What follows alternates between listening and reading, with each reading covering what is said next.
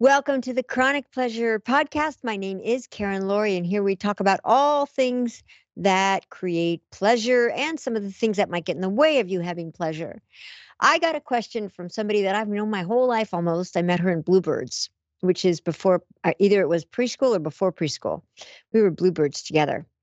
Anyway, she said, "What do you draw from in order to overcome fear?" So, this is a great question.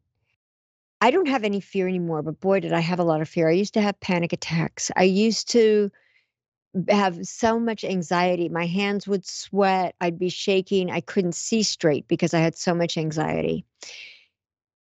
The practices I've been talking about in this chronic pleasure podcast already have been extremely helpful. But one of the practices that I really found beneficial for me is a practice that I created called Blissipline. So when we're little, we're told to have discipline, and discipline is also what happens when you get in trouble. You get disciplined, and I did not like getting disciplined. So when I started thinking about, well, you got to have discipline to focus in life and to function, I didn't like that. So I thought, what would be better? And I thought, well, Blissipline. Blissipline, the way I define it is Blissipline is when you feel really good about a subject. And I already had Blissipline in many ways. Like I have talked about how much I love exercise. And so exercise for me is something that I love. It's really easy. It's really fun. And when I kind of caught myself thinking about exercise, I realized, oh, that's something I already feel good about. What if I can apply those kinds of thoughts about going to a social occasion, speaking in front of a public group, doing all sorts of things like that. So I began to practice Blissipline before I went out to do anything. If I went to the grocery store, I did Blissipline beforehand. And what the Blissipline was, is I would write out, okay, so let's say I'm going to the grocery store because I was afraid to go to the grocery store. I mean, when I'm telling you I had panic attacks, I was so afraid of everything for quite a while. So part of the way I dealt with this is I started to practice writing out the Blissipline for the activity I was going to do. I love going to the grocery store. I love seeing all the fruits and vegetables that are there. I love seeing all the food that I like to eat that is healthy for me. I love seeing that there's so many people that are there that are happy and healthy. I love that there's so much organic. I love that I can walk. It's only 3 blocks. I love that the people in my store look pretty healthy. I love that there are people that seem to be kind and smiling.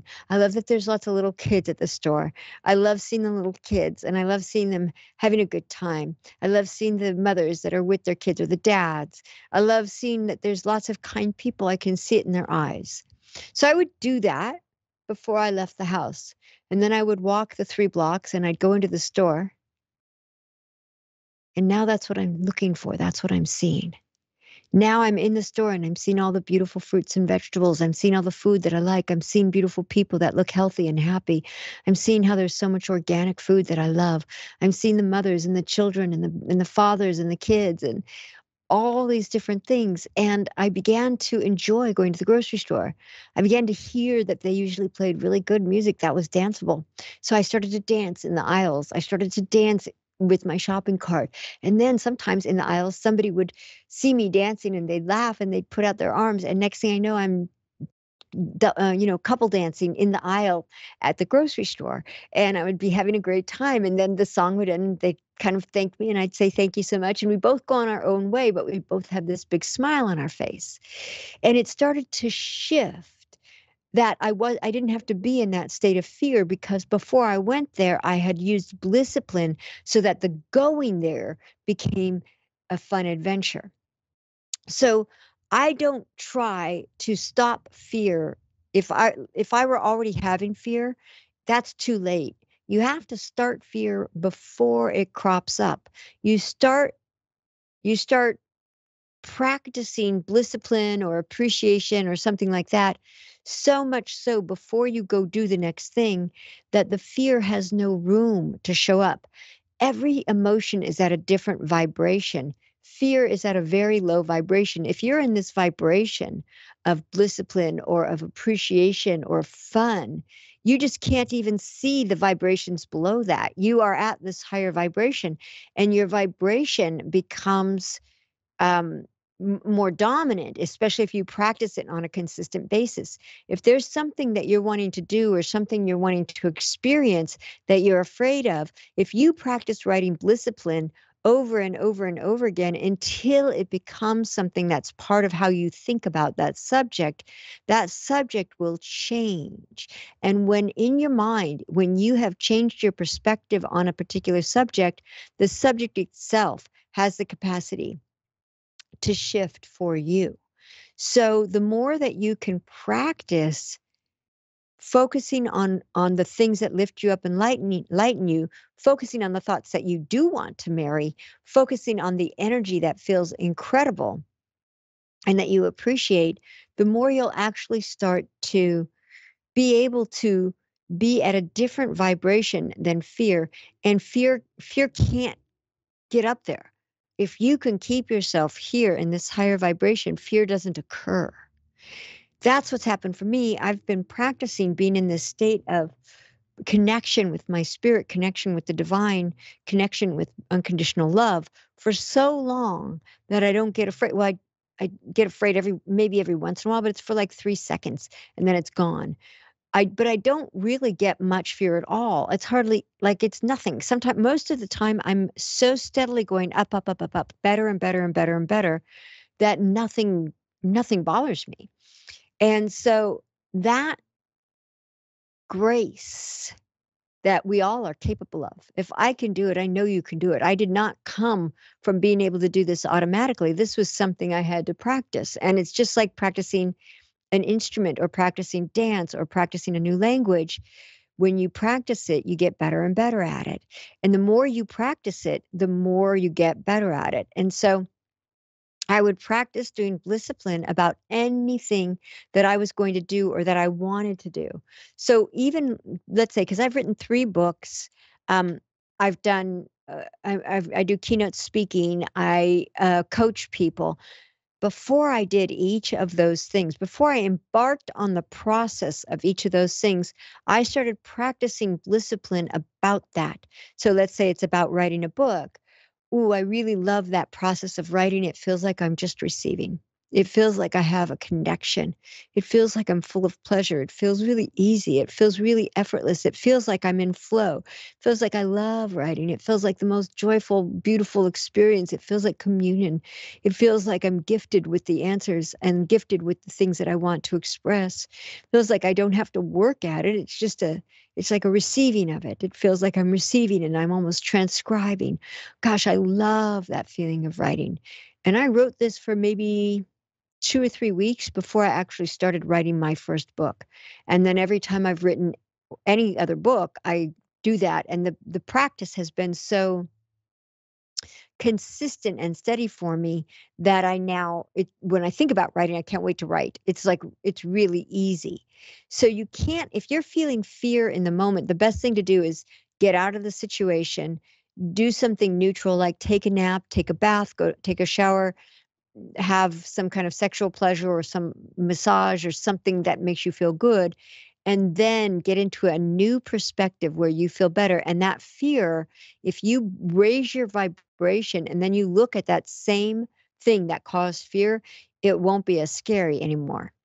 When I was a little girl, one night in the middle of the night, I thought there was a man in my room. I could see a man with a hat and a jacket on, and he was right in my room, and he was coming close to my bed. He was very close to my bed.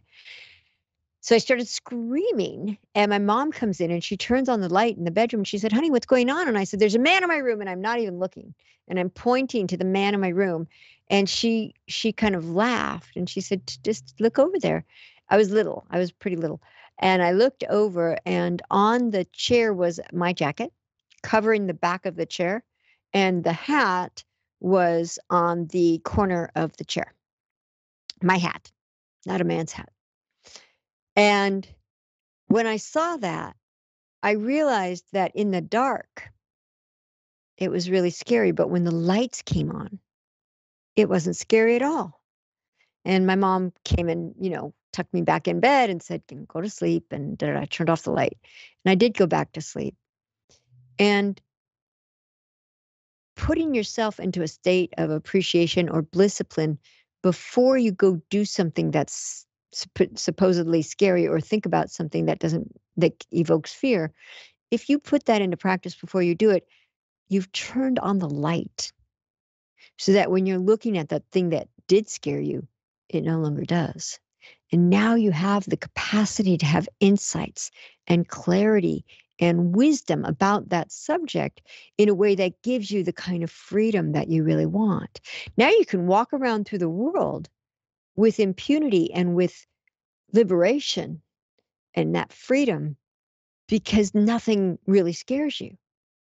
And that power, it does take practice. It takes consistent practice. And one of the other things that it takes is seeing if you have unconscious blocks. I'll talk about that in another session, but we often have these unconscious blocks that are blocking us. They're a big part of the stuff that sort of occludes our windshield. They're a big part of the stuff that are the thoughts that we've married that we should not have gone to coffee with. Those kind of subconscious thoughts are often brought brought to us, programmed into us by the television, by people who repeat things, by our own repetition of things that are negative.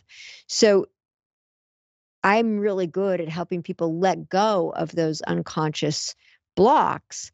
But if you're not good at it, you can either reach out to me. My email is at the back of every book. But you can also practice being super present with yourself. If somebody's really present, if they're in their heart and they're feeling themselves full of love and they're practicing blissipline and appreciation, they're not going to have the experience of being triggered the same way that somebody who's not practicing it and not being present will. Subconscious blocks happen when you're not really paying attention, and all of a sudden you wonder, oh, why am I eating that cookie? I didn't mean to. That's the kind of thing that a subconscious block is. So there's so much more to this. I do talk about these subconscious blocks in my third book, which is at the link chronicpleasurebook.com. That book is called Chronic Pleasure in Relationships. And I have a whole conversation with Dr. Bruce Lipton, who is an amazing man, about those subconscious blocks. So please go to chronicpleasurebook.com. And thank you again. I really appreciate you. I'll see you next time.